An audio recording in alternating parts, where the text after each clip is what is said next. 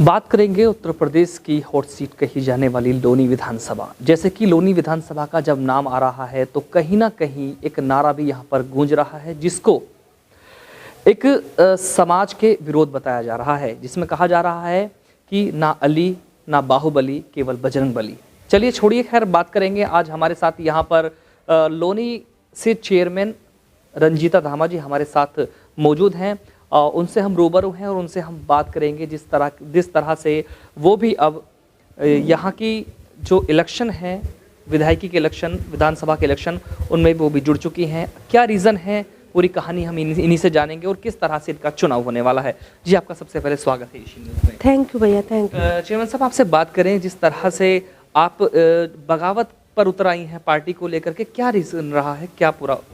देखिए, मैं बगावत पर मैं नहीं उतरी हूँ, मुझे मजबूर कर दिया गया है पार्टी ने कि उन्होंने एक ऐसे प्रत्याशी को यहाँ मैदान में उतार दिया है जिसको पब्लिक 5 वर्षों से भुगतती आ रही है। क्योंकि हर एक विधायक को चाहे कुछ भी हो, कार्यकाल 5 वर्ष का होता है। 5 वर्ष में आदमी खुद को साबित कर देता है, लेकिन यहाँ के लोनी विधायक ने सिवाय लोगों को डराना धमकाना, झूठे मुकदमे लगवाना, औरतों के कंधों पर रखकर बंदूक चलाना, जो एक गैंगरेप जैसे आरोप लगवाना, तो इस तरह की जो यहाँ पर है, ये उन्होंने ये कहूँगी कि एक रास्ता खोल दिया है ऐसी चीज़ों के लिए। और जो पब्लिक चाहती है कि उन्हें एक ऐसा जनप्रतिनिधि उनके बीच में रहे, जो उनके सुख दुख में उनके साथ खड़ा रहे, उनकी जो समस्याएं हैं उन्हें ऊपर तक पहुँचाए। क्योंकि विधायक एक ऐसी कड़ी होती है जिसका सीधे सीधे जुड़ाव लखनऊ विधानसभा से होता है और वो अपने क्षेत्र की आवाज़ को ऊपर तक उठाने का कार्य करता है। लेकिन जब यहाँ पर दोबारा से ऐसे प्रत्याशी को उतार दिया गया कि जिसने सिवाय 5 साल के उल्टे सीधे काम के कुछ किया ही नहीं, तो मुझे लोनी की जनता के लिए भी इस मैदान में उतरना पड़ा कि मैं लोनी की जनता के साथ छलावा कतई नहीं होने दूंगी। और जैसे हम पिछले, क्योंकि 10 साल लोनी की जनता हमारा 9 वर्ष का कार्यकाल देख चुकी है, और हमने इसीलिए उनकी सेवा करने के उद्देश्य से भी, और जिस पार्टी के विधायक की वजह से आज मेरे पति जेल में है, उस परिवार के सम्मान की लड़ाई के लिए भी आज मैं इस मैदान में आ गई हूँ। लेकिन यहाँ के जो विधायक हैं नंदकिशोर गुर्जर, वो तो अपनी विकास की गंगा का जो है डंका बजा रहे हैं कि हमने बहुत विकास कर दिया है, लोग बहुत संतुष्ट हैं। अगर उन्होंने सचमुच में विकास कराया होता तो जो आज बौखलाहट, जब से मैंने कल से नामांकन किया है, जो बौखलाहट, डर और भय उनके मन में कल से पैदा हो गया है, लोगों को कहना शुरू कर दिया है कि उनके लिए वोट ना करें, उनके लिए वोट ना मांगे। ये अगर काम किया होता, किसी आदमी को ये अंदर डर सताता है? नहीं सताता, क्योंकि जनता काम के ऊपर लोगों को वोट करती है। अगर उन्होंने बताते हैं कि मैंने 6100 करोड़ के काम करा दिए, अगर 6100 करोड़ के काम लोनी में करा दिए गए होते तो लोनी की तस्वीर बदल गई होती। अच्छा, हम बात करें लोनी के जो विधायक हैं, इनसे एक समुदाय क्यों मतलब इतना खफा रहता है? समुदाय खफा इसलिए रहता है, इनके जो बार बार बयान आते हैं। कभी ये आपने देखा होगा कि पिछले दिनों इन्होंने बकरीद पे एक इतना अपमानजनक बयान दिया था। देखो, सभी लोग, हम भारतवर्ष में रहते हैं, सभी अपने अलग अलग धर्मों से, समुदाय से जुड़े होते हैं, उनकी अपनी अपनी अलग मान्यताएं होती है, परंपरा होती है, रीति रिवाज होती है। हमें उनके खिलाफ जाना, किसी के विषय में उन पर ज़बरदस्ती अपनी कोई चीज़ें थोपना, ये चीज़ें बिल्कुल गलत होती हैं। और वो तो यहाँ पर उन्होंने तो हमेशा भाईचारे को ख़राब करने का कार्य किया है। कभी कहते हैं कि यहाँ पर बांग्लादेशी आ गए, कौन से बांग्लादेशी यहाँ पर आ गए? तो वो तो मैं कहूँगी कि विधायक जी, इसीलिए तो मुझे दुख होता है कि ये पार्टी फिर भी ऐसे आदमी को विधायक प्रत्याशी के रूप में चुन लेती है, जबकि पार्टी का नारा है सबका साथ सबका विश्वास। सबका साथ सबका विकास और सबका विश्वास ऐसे होता है कि एक समुदाय विशेष के लोग को तुम इस तरह उनके बारे में अनाप शनाप बोलो। एक समुदाय से आदमी कभी चुनाव नहीं जीता है, सभी जाति सभी धर्म के लोगों को साथ लेके चलना पड़ता है। अच्छा, जब आपके साथ इतना अत्याचार हो रहा था तो आपके जो पार्टी के हाई कमान है, क्योंकि आप भी भाजपा से हैं, विधायक भी भाजपा से हैं, तो हाई कमान है, जो सदर हैं, जो मुखिया हैं, उनसे आपने कभी शिकायत या कोई ऐसी बातचीत? जी बिल्कुल गई, मैं कई मुख्य दरवाज़ों पर गई। मैं पार्टी के पूर्व प्रदेश अध्यक्ष थे आदरणीय महेंद्रनाथ पांडे जी, उनके पास गई। उसके बाद जो पूर्व वर्तमान में जो हमारे प्रदेश अध्यक्ष हैं आदरणीय स्वतंत्र देव सिंह जी, उनके पास गई।